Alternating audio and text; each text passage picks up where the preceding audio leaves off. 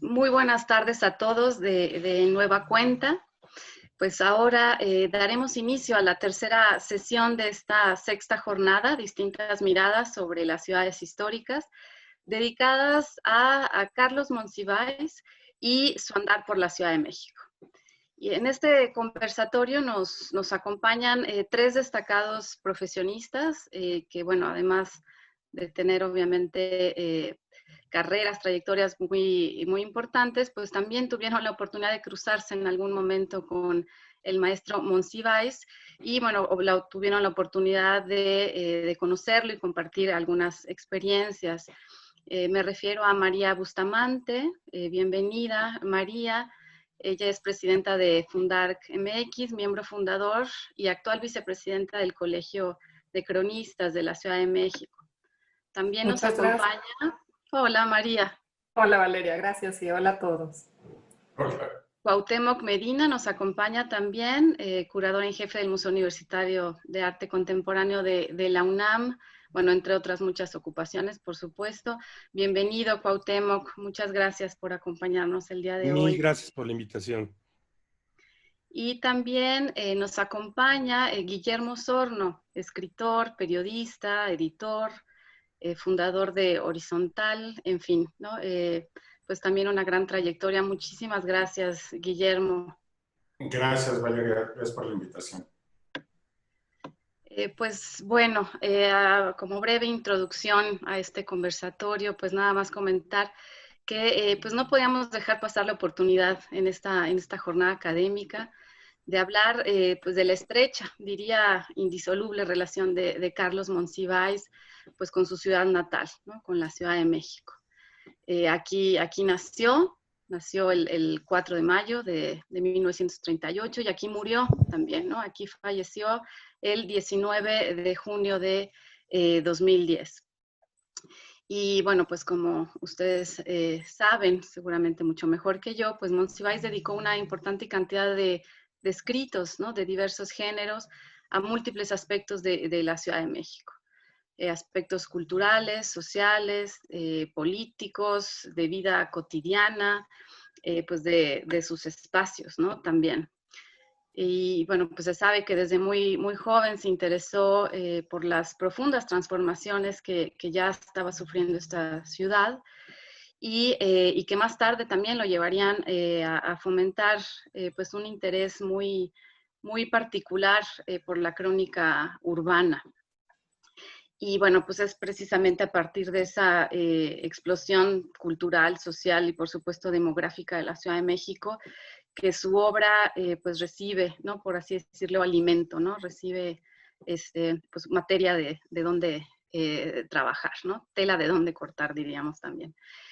Y bueno, pues habría obviamente varios escritos que se podrían citar, ¿no? En donde la Ciudad de México es pues está omnipresente, ¿no? Y inclusive escribió un libro sobre el centro histórico de la Ciudad de México, ¿no? Es decir, pues era un gran conocedor de esta ciudad, partiendo desde su querida colonia Portales, pues recorrió toda esta ciudad. Me atrevería a decir que inclusive la caminó, ¿no? Esta ciudad. Yo creo que pocas personas conocieron la Ciudad de México como lo hizo Carlos Monsiváis. Y bueno, pues en fin, todo esto es lo que nos llevó en la Coordinación Nacional de Monumentos Históricos a pues, dedicar esta sesión justamente a Carlos Monsiváis y su andar por la Ciudad de México, que es el título de este conversatorio. Y bueno, sin más, para abrir la sesión, pues quisiera pedir a nuestros tres invitados, si están de acuerdo, que nos compartieran pues cómo fue su vínculo, su relación con Carlos Monsiváis. No sé, a través de su obra o de experiencias de vida, ¿no? Que hayan podido compartir con él. Pues si les parece, podríamos iniciar con María. Si quieren, después cederíamos la palabra a Cuauhtémoc para finalizar esta primera intervención con Guillermo. Así que, pues María, te cedo el micrófono. Sí, y muchísimas nuevamente muchas gracias a los tres por acompañarnos el día de hoy.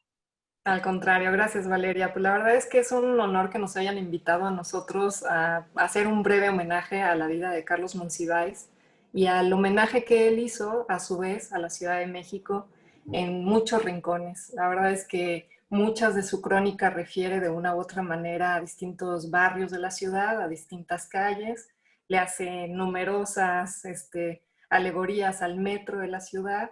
Y pues mi primer acercamiento con él fue, sí, obviamente leerlo, escucharlo. Digo, era una figura totalmente pública, ¿no? Era muy constante saber de él en los medios. Y quizás también algún día tuve la oportunidad de toparme con él en algunas librerías de viejo que solía recorrer y ir no solo a pedir un libro en particular, sino me tocó la experiencia de verlo cargar con 2 diablitos de carga pesada y pedir que los llenaran de libros hasta el tope. Y no sé si los llevarían desde el centro hasta su casa caminando con el diablito o si tendría un transporte público para acumularlos y llevarlos. Esa era su pasión por la lectura. O sea, no ha de haber llevado menos de 500 o 1000 libros entre todo lo que se llevó ese solo día. Entonces era pues un erudito. Y si algo que admiro de él también y que admiro en general en las personas que pueden tener esta palabra fuerte y que se escucha es la ironía. Creo que la ironía es una de las artes del lenguaje y creo que para mí una de las mejores definiciones de la ironía es la verdad desnuda. Es alguien que se atreve a decir las cosas que todos los demás se callan. Y esa es como lo especial de su crónica, ¿no? Es cruda, es irónica, es fuerte, pero es cierta. Y a algunos les duele, a algunos les causa gracia, a los más, espero, y pues a otros nos sensibiliza con su pensamiento. Entonces ese sería mi primer acercamiento. Muchas gracias, María. Cuauhtémoc, te cederíamos la palabra. Muchas gracias. A mí me pidieron compartir algunos recuerdos y voy a hacerlo de un modo impúdico y peor con unas imágenes, porque pues como soy historiador del arte, no sé hacer las cosas de otra manera. Y es un pequeño texto que no va a leer completo, pero que se llama Un ángel irónico. Era 1985, supongo. En la Casa de Historiografía Mexicana de Gloria Villegas, habíamos arribado a la peregrina idea de formar grupos para invitar historiadores y pensadores de la historia a los que nos interesaba interrogar. Un grupo había invitado a Carlos Monsiváis a explicar qué era eso de la crónica y cómo diferenciarlo del quehacer histórico. Tras una conferencia formidable, yo me levanté para pedir la palabra y preguntarle cuál era su relación con el marxismo. Monsi, con una falta total de piedad, me soltó el dardo directo a la cara. Desde que leí a Marta Harnecker no tengo dudas. Todo ya está ahí. Y en ese momento vi, por primera vez en la vida, que trazaba esa sonrisa ondulante que desde entonces siempre identifico con K, la serpiente que hipnotiza a Mowgli en el libro de la selva. Unos meses después, la terca casualidad que llamamos política me arrojó en el movimiento contra las reformas neoliberales impulsadas por el rector Carpizo en la UNAM. Si todo movimiento social necesita un burócrata, además de líderes y militantes, yo era la burocracia del CEU. Ya no me acuerdo quién lo propuso, pero me encargaron reclutar un cuerpo de asesores intelectuales que nos dieran ideas, pero que también nos adecentaran ante la opinión pública. Junto a López Austin y Roger Bartra busqué a Carlos. Fue fácil, no porque estuviera de acuerdo en todo lo que decíamos, sino, supongo, porque le facilitaba la idea de cualquier manera infiltrarse con todos nosotros en las asambleas y marchas para ver de qué madera traíamos. Tengo muy nítida la imagen de Carlos apareciéndose en los actos estudiantiles, haciéndonos preguntas que desnudaban nuestra relatividad comparativa. A ver, Cuauhtémoc, explícame, ¿por qué todos ustedes se hablan con su nombre de pila? ¿Que ya derogaron también los apellidos? Ver a Carlos en ese momento era como tener al notario de la nación en la sala. Su presencia certificaba que podíamos aspirar a manchar con barro el tapete de entrada a la historia. Una rayuela de la jornada de ese momento lo verbaliza. Al cabecear la foto de Carlos sentada en las filas de atrás del auditorio de la Facultad de Economía, con la siguiente frase: recordad, cehuistas, todo el siglo XX os contempla. Cierro la cita. Esa, claro, no era la actitud de un observador objetivo, pero tampoco la de un Sputnik o compañero de ruta.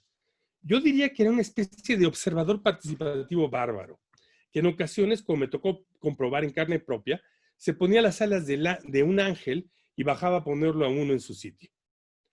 Una mañana, por ahí de febrero de 1987, en medio de la huelga, caminaba yo cabizbajo afuera del auditorio que llamábamos Che Sierra, escapando del ahogo de la oficina de prensa, el cubículo Marilyn Monroe, inundado de el horror que me producía el entusiasmo que en ese momento tenían mis camaradas. Yo estaba en la depresión total. Como era parte de los 6 o 7 que sabíamos de las conversaciones subterráneas que ocurrían entre funcionarios y líderes estudiantiles, buscar una salida de la ratonera en la que estábamos todos, que llevaba directo al fantasma de Tlatelolco, estaba enterado que la madrugada pasada había acabado en una ruptura total y en la amenaza de la represión. Angustiadísimo, caminaba imaginando lo que sería el exilio en Noruega con la conciencia cargada de cadáveres y de presos, cuando choqué con una mano que me empujó el hombro izquierdo. Levanté la cara y ahí estaba Monsi, con su sonrisa paternalista sarcástica, quien sin trámite alguno me espetó. A ver, Cuauhtémoc, si puedes ser un historiador mediocre, ¿para qué quieres ser un mal político? Yo atribuyo su intercesión a haberme salvado de acabar en las muestras de los partidos con el PRD y Morena, de no haber salido en los videos de las ligas, pero aún no acabar hoy siendo uno de los pajes del peje. Esa sola frase de Monsiváis me mandó al vertedero de la canalla intelectual y me libró del destino de mis camaradas en la escena pública. En cualquier caso, tan pronto el movimiento seuista acabó y logramos evitar una huelga interminable y fracasada, Renato González Mello o Federico Navarrete tuvieron la peregrina ocurrencia de decir: oigan, ¿y por qué no invitamos a Monsi a darnos un seminario sobre cultura en México? Veníamos de ganar la huelga y sentíamos que podíamos tocar la luna con la mano. Pero en todo caso, yo tenía el teléfono de Carlos. Es decir, todavía me lo sé de memoria. 5-6-3-9-47-62. Hice la cita y nos aparecimos a tratar de que insensatamente regresara como maestro. Mirándonos como si fuéramos unos orates, dijo que sí, con la única condición que lo lleváramos y trajéramos a CEU.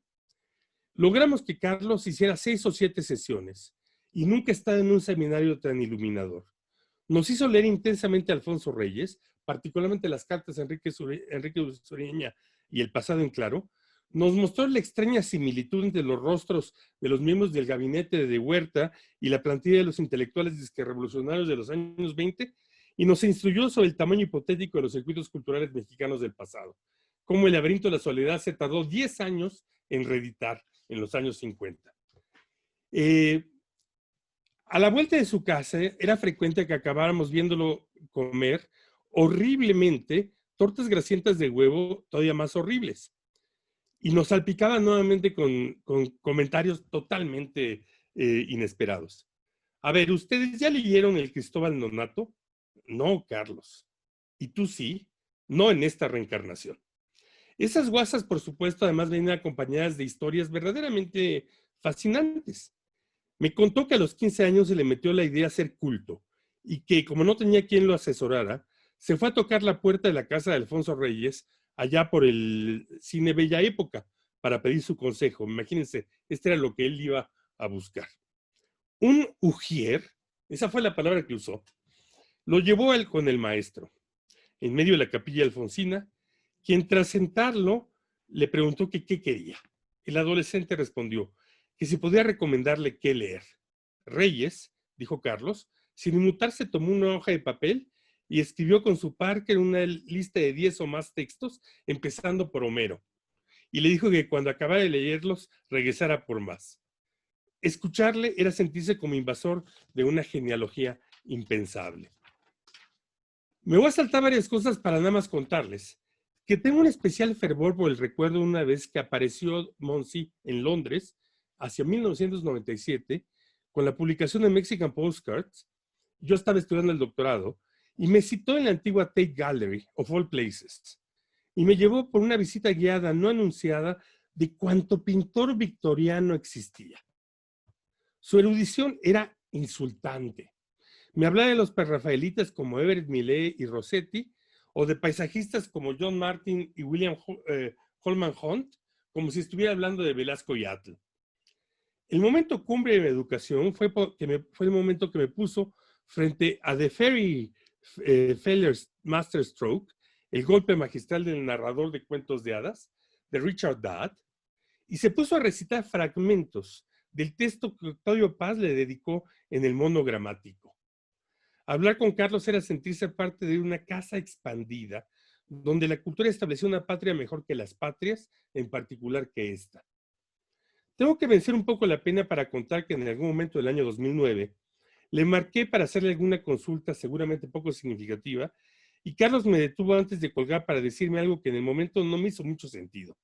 Una cosa tan solo, recuerda que eres uno de los amigos.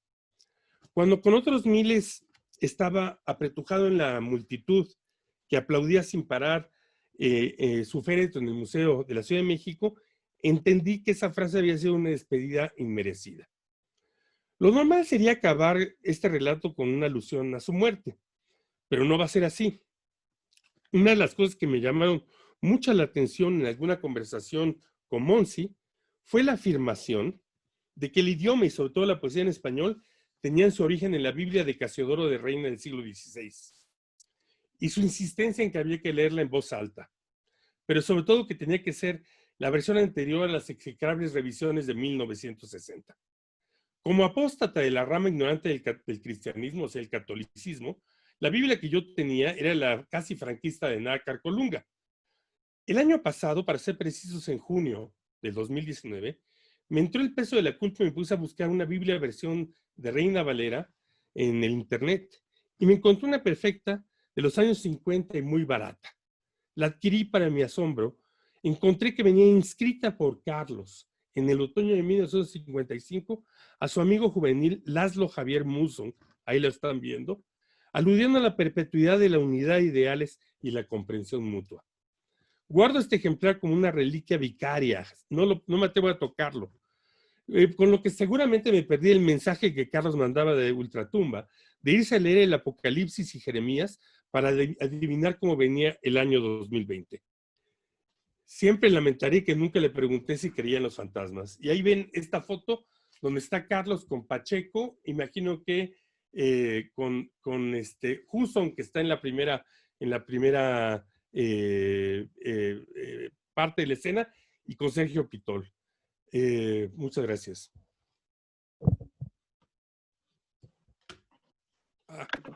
Gracias a ti, Cuauhtémoc. Pues maravillosas imágenes. Y pues sí, con sus grandes amigos, ¿no? Sergio Pitol y José Emilio Pacheco, con quien pues también compartió críticas, ¿no? Incluso, ¿no? Literarias. Pues Guillermo, por favor, te cederíamos ahora a ti el micrófono. Bueno, como María, pues mi primer acercamiento con Carlos Monsiváis fue obviamente primero a través de la lectura y a principios de los años 90 un grupo de jóvenes escritores decidió hacer una revista que se llamó Milenio y era una revista que agrupaba a toda una generación nacida en los años 60 o incluso en los años 70. Y todos estábamos haciendo nuestros pininos como críticos o como cronistas o como escritores ahí. Y la revista tenía una sección de polémica y no me acuerdo exactamente en qué polémica estaba metido Carlos Monsiváis, pero a mí se me ocurrió escribir un texto en favor de Monsiváis en contra de, digamos, del enemigo o del contendiente de Monsiváis en ese momento. No me puedo acordar cuál era el tema, pero es irrelevante. El caso es que salió publicado ese asunto y unas semanas después, estando yo esperando mi auto en el estacionamiento de un antro que se llamaba el Butterflies, que era un bar gay que tenía uno de los mejores espectáculos transvestis de la Ciudad de México y que todas las noches, los fines de semana, estaba abarrotado de bote en bote.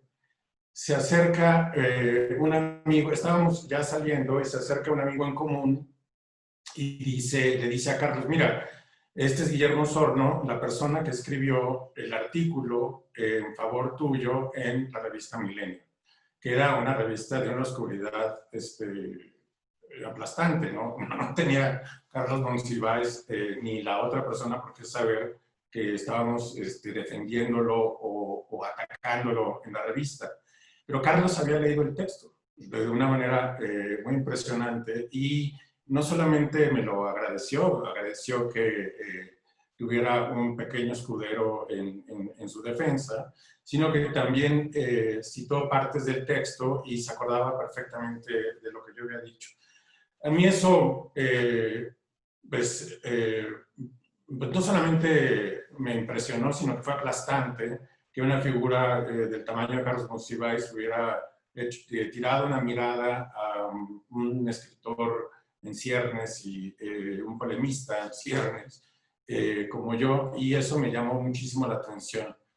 Mantuvimos a partir de ese momento una relación cercana, y durante algunos años estuvimos en comunicación estrecha y sobre todo, digamos, yo acompañaba a Carlos Monsiváis, yo lo llevaba a ciertos lugares de la vida nocturna en la Ciudad de México y eso, digamos, nos hermanaba durante algún tiempo. Como Cuauhtémoc lo ha dicho, estar junto a Monsiváis era estar junto a una genealogía y ser parte de una genealogía de escritores, figuras públicas, etcétera. Pero la genealogía que a mí más me importaba y que era muy enriquecedora era que era una genealogía que no estaba escrita en ningún lado. Era una genealogía del mundo gay en la Ciudad de México y en general del mundo, porque Carlos leía a muchísimos pensadores y activistas, tanto ingleses como estadounidenses, y era sentirse parte de una historia, digamos, escindida, digamos, del relato nacional, cultural, pero que era muy presente, muy viva en el caso de Carlos.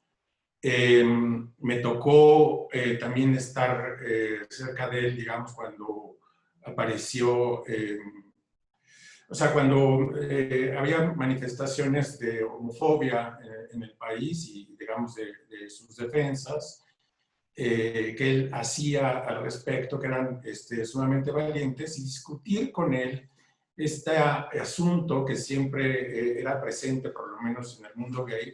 ¿Por qué no salía del closet? ¿Por qué no decía públicamente que era gay? Eso, digamos, en alguna generación se manifestaba como algo muy valioso, era como recibir el espaldarazo de una figura pública sobre ese asunto. Y Carlos Monsiváis pensaba, como lo dice también Alejandro Brito en un libro muy importante que se llama Que se abre esa puerta, pensaba que era injusto y que era de hecho discriminatorio que un escritor se tuviera que pronunciar por su preferencia sexual como si los heterosexuales también tuvieran que hacer un acto de confesión pública. Y él prefería no hacerlo porque, me parece, no quería repetir el ejemplo de Salvador Novo. Salvador Novo, además, que es el objeto también de una fabulosa biografía, de una reflexión acerca de la disidencia, de cómo lo marginal se convierte en parte del centro en la cultura, en la discusión pública, pero él no quería ser ese personaje, quería mantenerse en esta especie de neutralidad pública para poder opinar de todo, como en realidad lo hacía, y no ser visto o no ser encajonado en un lado o en otro. Y me parece sumamente válido. Es obvio que el tema gay o LGBTIQ, como se diría ahora, es un tema permanente en la obra de Monsiváis. Es una cuestión que le obsesiona, rescatar la historia de del movimiento gay en México, o de las costumbres, o de la manera en que se representaba lo gay, es constante. También es interesante que es el primer escritor, o por lo menos que yo identifico, que habla de las masculinidades. Es algo, digamos, que ahora nos parece muy obvio en los estudios culturales, pero Carlos reflexionaba acerca de lo que era ser un macho mexicano o del machismo en México, y lo hacía a través de la representación, o sea, del estudio de la representación que había de los artistas de cine, o de Juan Gabriel, o de las figuras públicas. Y entonces era pues siempre una conversación muy rica, siempre vamos por esta investigación cultural, y ese es mi recuerdo de Carlos y mi relación con él. Sí, muy bien. Muchas gracias, Guillermo, por este testimonio. A mí me gustaría preguntarte, Cuauhtémoc, acerca de, ya nos has platicado y es también conocida pues este activismo político de Carlos Monsiváis, sus intereses artísticos también en muchos sentidos, en muchas líneas, pues sí se entiende muy bien que tenía un interés particular por el arte popular, pero sobre todo arte urbano, ¿no? En diferentes sentidos, por supuesto, pues como coleccionista de objetos, como alguien que apreciaba incluso las pintas, el graffiti, como expresión también cultural, por el cine, pero yo no sé, no conozco la relación que él podría tener, o ese interés por la arquitectura, digamos, o incluso también por el arte contemporáneo, así en términos generales, digamos, también como manifestación cultural, por el espacio público, por cierto tipo de arquitectura o de espacios. Yo no sé si tú nos pudieras comentar algo al respecto, tú que lo trataste pues de una manera muy cercana, esa relación de Monsiváis con el arte contemporáneo, en particular con la arquitectura.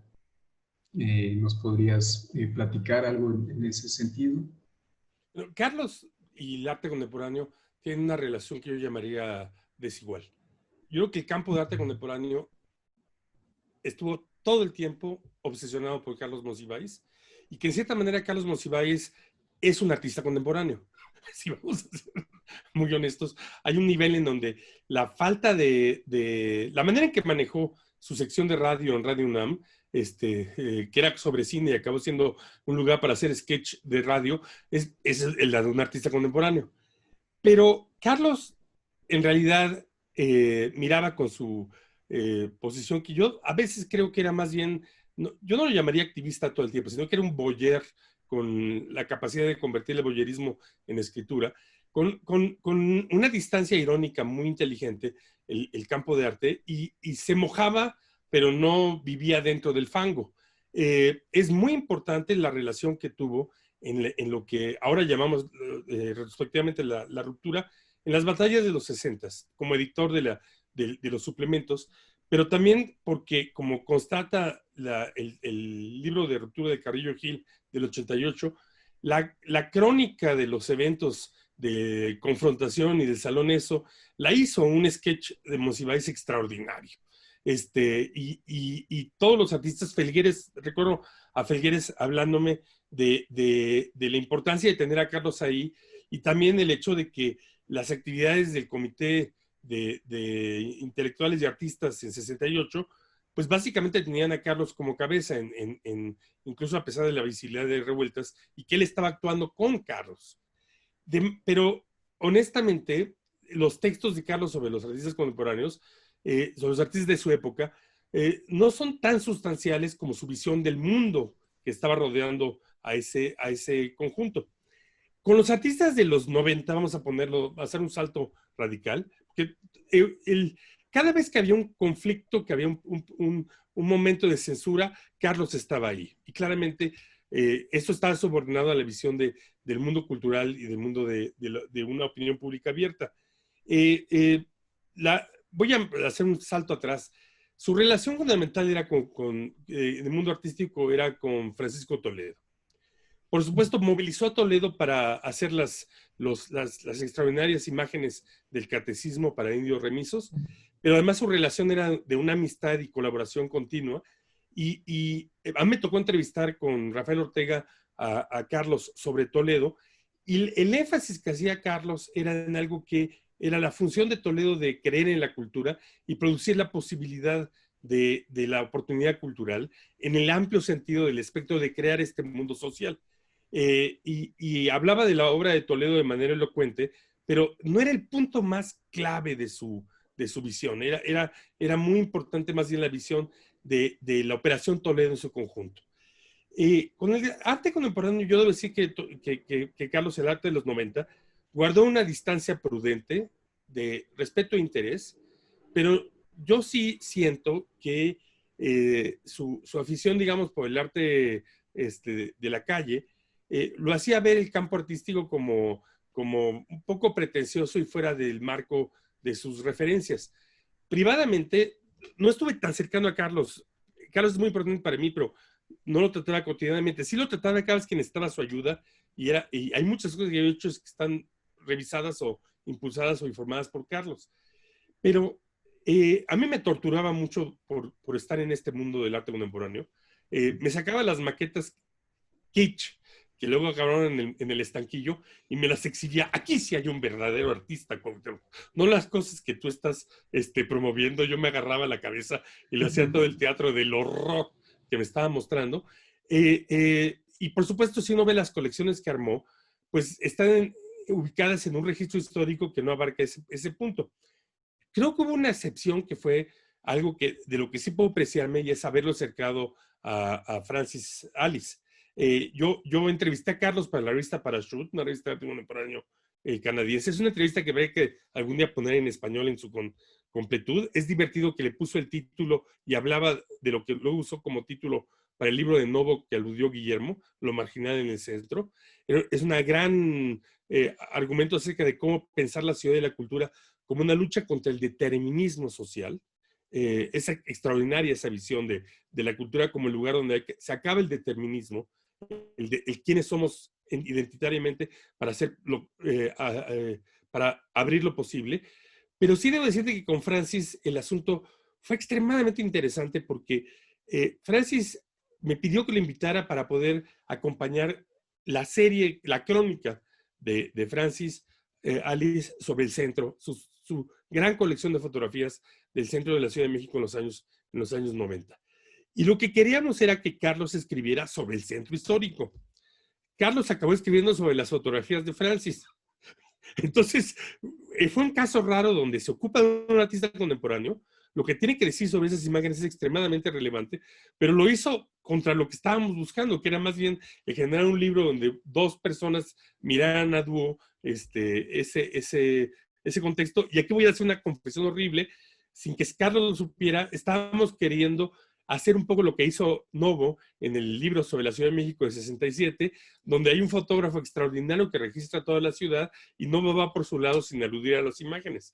Pero a pesar de que es un libro que yo encuentro muy digno, es interesante que ahí sí hubo una relación, pero creo que tiene que ver por el lado de que el trabajo de Francis tiene esta capacidad de narrativa que a Carlos le interesaba. Sí, muchas gracias, Cuauhtémoc. Digo, yo ahorita los escucho, y efectivamente, pues es que fue un personaje multifacético, ¿no? Dominó amplios aspectos de la cultura, ¿no? Es bien conocido sobre todo por tratar asuntos de la cultura popular, de reivindicarla, ¿no? Pero es cierto, o sea, en realidad no lo hizo de manera exclusiva. Como decía ahorita Cuauhtémoc, ¿no? Su erudición era insultante Yo cito a Cuauhtémoc, yo no lo dije, pero así era. Y bueno, también ahorita Antonio señalaba, ¿no? Que pues se introdujo incluso en vertientes como el coleccionismo, ¿no? Él mismo coleccionó hasta gatos, ¿no? Y bueno, pues gracias a ello también contamos con el Estanquillo, ¿no? Que bueno, lugar seguramente muy conocido por todos.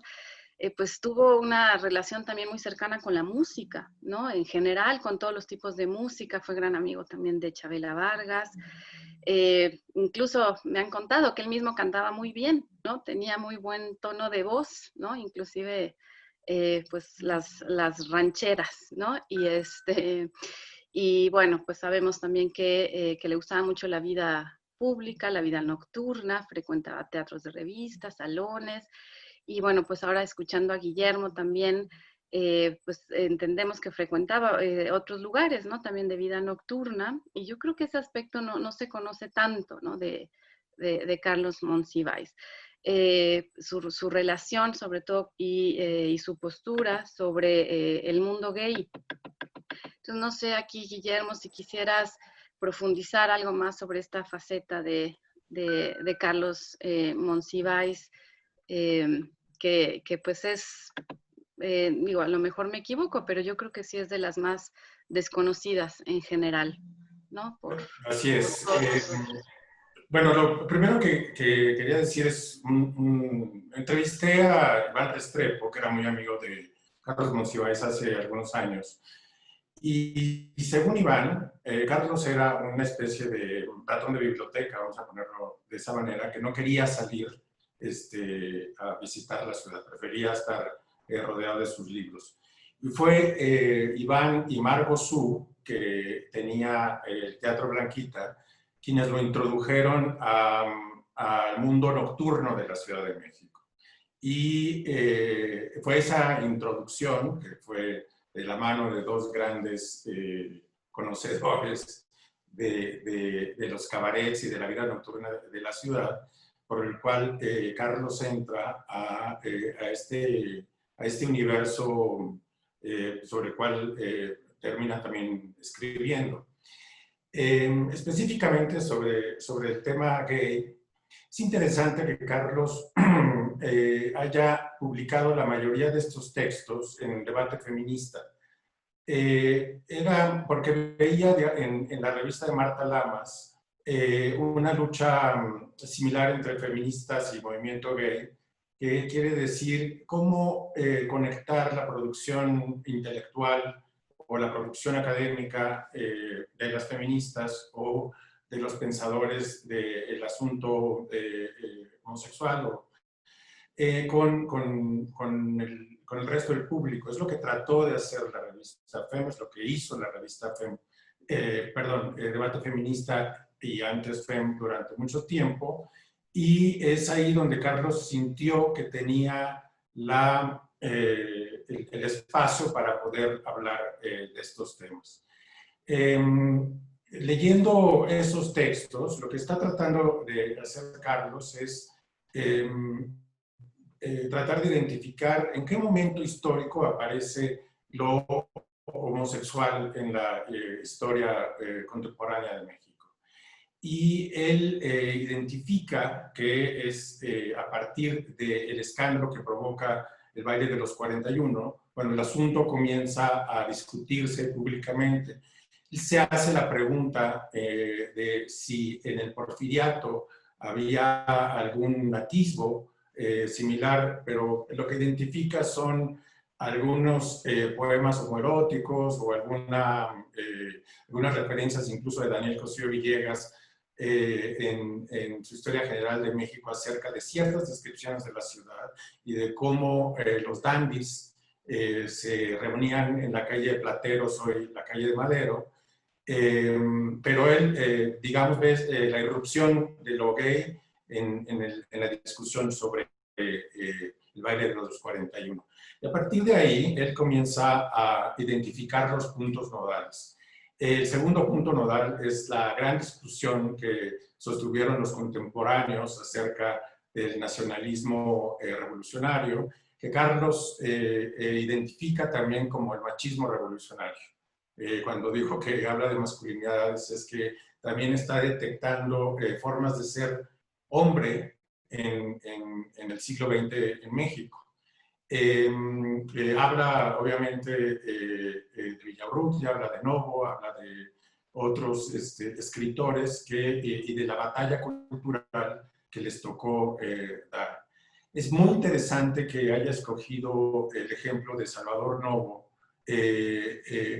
un hombre, digamos, que en los años 70 ya era un hombre muy desprestigiado públicamente, un hombre que había apoyado el gobierno de Díaz Ordaz y que estaba, según Octavio Paz y otros intelectuales de la época, lleno de lodo, y que haya él sacado a Novo de esa ignominia y lo haya puesto otra vez en el ojo público como el gran disidente en realidad y el gran revolucionario, aunque fuera, digamos, de espíritu conservador en lo político, era el gran disidente en materia de identidad sexual.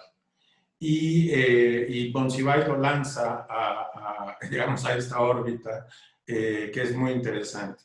El otro punto que él identifica es, tiene un texto en donde hace una analogía de los lugares gay de la Ciudad de México, comenzando con algunos pues cantinas y bares de mala muerte, o de manera también curiosa, lugares de reunión de los gays de clase alta. Él tiene una crónica sobre el Eco y cómo el bar del Eco se había convertido en un bar gay de postín, en donde asistían los grandes hijos de la Revolución Mexicana o los nietos del Porfiriato a divertirse en esos ámbitos. Y luego, en los años 70, Carlos se politiza sobre este asunto. Es muy amigo de Nancy Cárdenas. Muy interesante también la relación que mantiene con Nancy Cárdenas, quien es abiertamente lesbiana, y discute con ella la pertinencia de montar una obra, ahorita no me acuerdo cómo se llama la obra, creo que se llaman Los chicos de la calle, los chicos, algo así, en donde el homosexual aparece como en un acto de autocompasión. Y le dice a Nancy Cárdenas que no está de acuerdo con que se ponga esta obra, digamos, a lo gay en este ámbito autocompasivo, pero Nancy Cárdenas insiste diciendo que el país no está preparado para otra cosa y que la autocompasión de cualquier manera es, por lo menos en ese momento, un acto político. Nancy estrena la obra, es una obra en la que le va muy bien, y en el homenaje que le hace Monsiváis en el 94 a Nancy Cárdenas, cuando ella muere, acaba otorgando la razón acerca de esa pequeña discusión. Monsiváis también identifica, así digamos como Cuauhtémoc dice que daba sus cursos o sus conferencias sobre cultura mexicana, él tenía un círculo de estudios en donde se leía lo más nuevo en estudios de género y en donde participaban varios escritores y activistas del momento, y era también una manera de socializar estos asuntos dentro pues, del mundo gay. Otra mirada que también es interesante es una mirada de un texto ya muy posterior sobre un bar que se llamaba El 14, que es un bar de mala muerte que estaba en el eje central, muy cerca de Garibaldi. Ese es un texto increíblemente atrevido, yo diría incluso haría sonrojar a muchas personas hoy.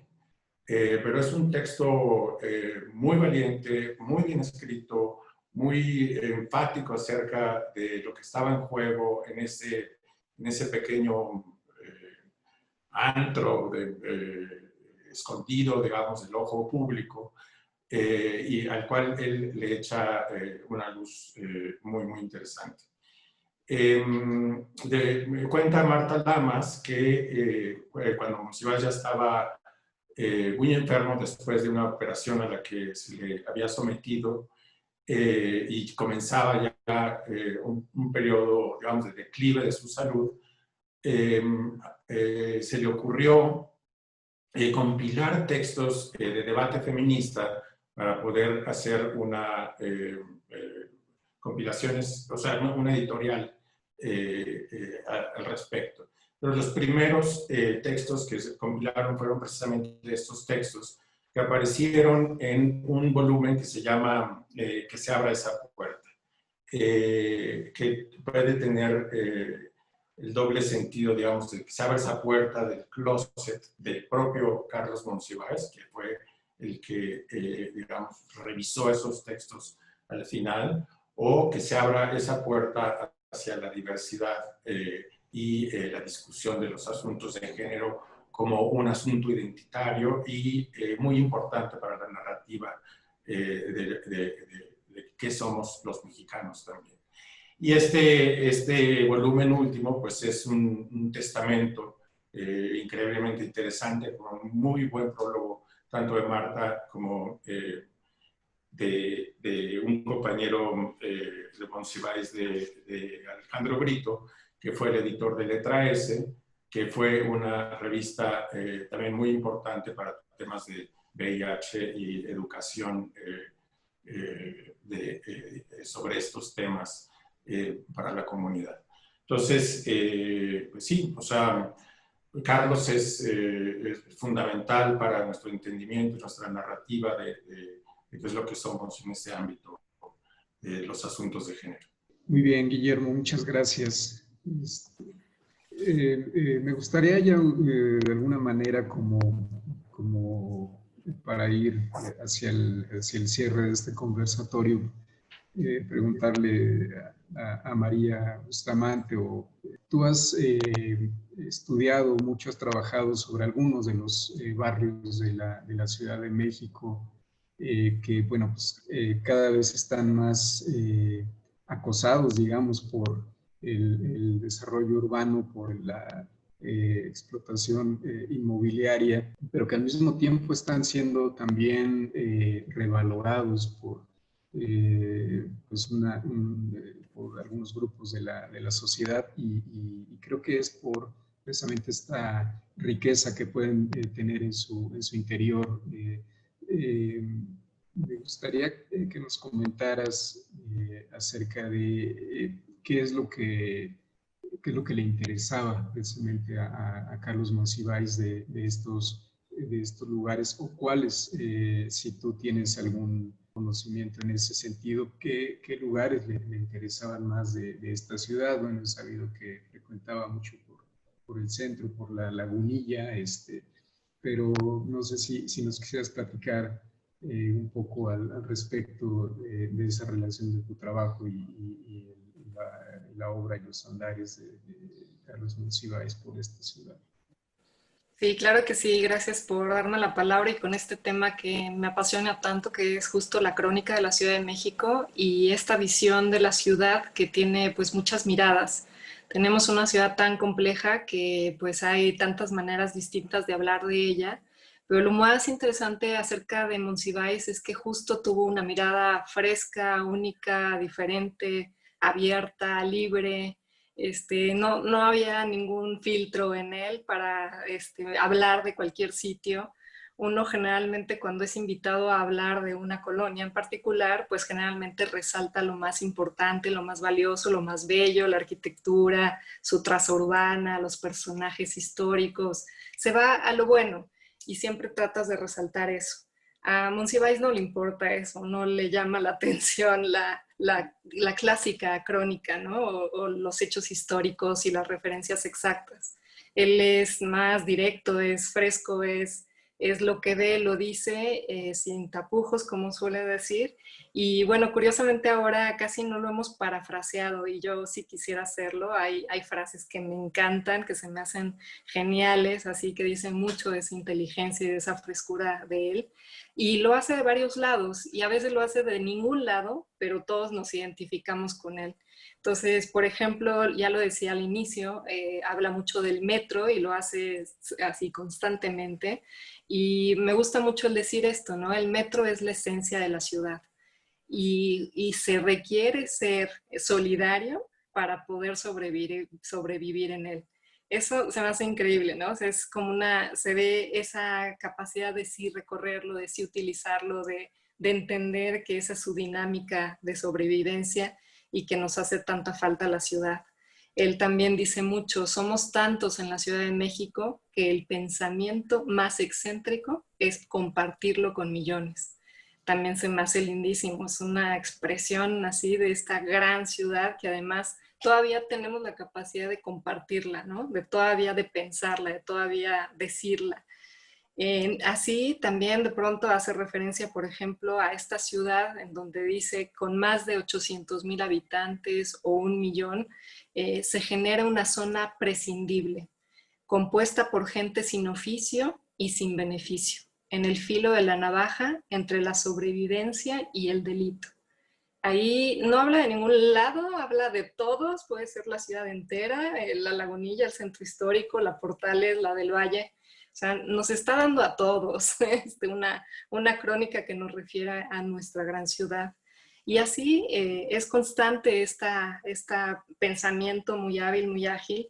Y a mí en particular hay una entrevista que me encanta y que salió publicada en un libro que hace un grupo colectivo que se llama Satelín Torres, que es un grupo de jóvenes que hacen una publicación muy linda, que de hecho parece un libro muy alargado, que pareciera una de las torres de satélite pintado en rojo, y en ese le hacen una entrevista en la que él, o sea, también otra vez, en vez de hacer el homenaje a Ciudad Satélite, esta ciudad tan mencionada, tan icónica del movimiento moderno de los años finales, bueno, casi finales de los 50, con este arquitecto icónico que es Mario Pani y toda esta ideología tan idealista, y él de pronto se atreve a decir, satélite a mí me ha parecido siempre, aunque no lo había pensado así, una sucesión de ruinas sucesivas.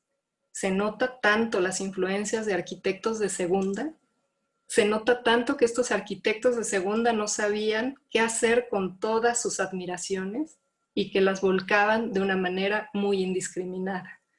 Yo creo que te invitan a ti a participar en una entrevista y dices esto, yo creo que estarías descartado, ¿no? Y ya no te publicarían. Pero aquí sí, es parte de esa naturaleza de decir las cosas como son y no detenerse y no limitarse y hacerte entender que esa es su naturaleza. También me encanta esta respuesta que da a qué opina del gentilicio sateluco, tan mencionado y tan único también, ¿no? En nuestra ciudad es uno de los gentilicios más icónicos. No me gusta, me parece ya de inicio choteo. Se acerca mucho a mameluco, una ropa la transforman en una manera de ser pedante y sin gracia. Y sateluco me suena horrible, pero si me lo dijera a mí mismo todos los días y dijera, solo a un sateluco se le ocurre salir a estas horas sabiendo lo que es el tránsito, seguro lo acabaría aceptando.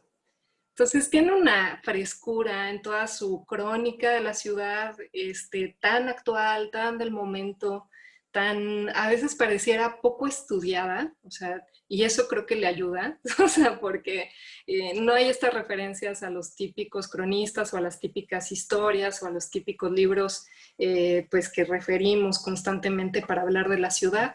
Él se va a sí mismo, a sus sentimientos, a su mirada culta, a su mirada fresca, a su mirada sin ninguna limitante de expresión, y hace que de verdad te dé la esencia de estos sitios, y lo hace constantemente con muchos otros lugares de la ciudad. Les digo, a veces sí le pone nombre y calle y ubicación exacta, pero muchas otras hace una generalidad que nos hace que nos identifiquemos. Esa es la grandiosidad de Monsiváis, y es la grandiosidad para, pues justo yo digo, las personas que trascienden, ¿no? Él ya a 10 años, totalmente su palabra, su acción, el Museo del Estanquillo, todo está vigente, todo está vivo, su palabra sigue siendo una cosa actual y presente, ¿no?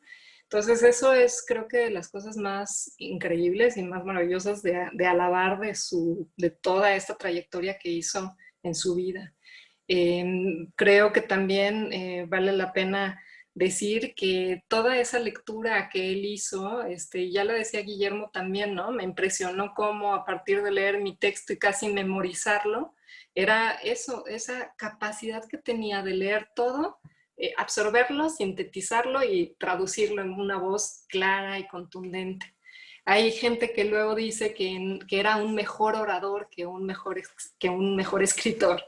Creo que sí, también lo es, ¿no? Esta pregunta que todo el tiempo le hacían de temas de cultura, de a quién deben de llevar a hacer el homenaje mortuorio en el Palacio de Bellas Artes, y que casi él tenía la última palabra, ¿no? Él sí, ella no, él tal, sí.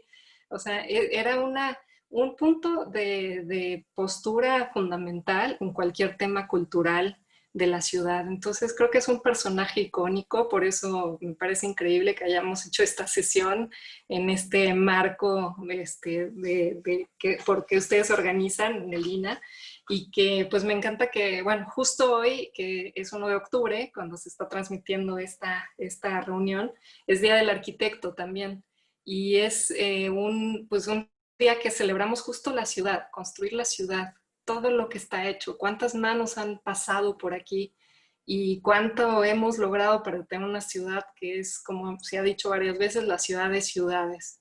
Y justo Monsiváis es este cronista, yo creo de los últimos cronistas que tenía esa capacidad de hablar de la ciudad entera sin ninguna complicación, ¿no? Tenía ese conocimiento, tenía esa sensibilidad.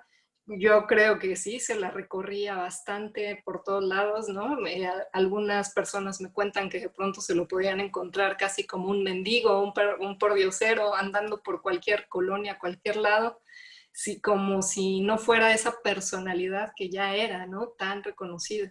Andando ahí, vagando, divagando y observando para justo poder decir todo lo que dijo y lo que escribió.